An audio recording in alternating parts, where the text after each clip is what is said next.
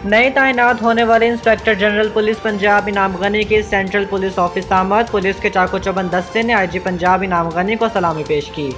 CPO में तैनात additional IGs और डीआईजीज समेत दीगर अफसरान ने आईजी पंजाब को खुशामदीद कहा।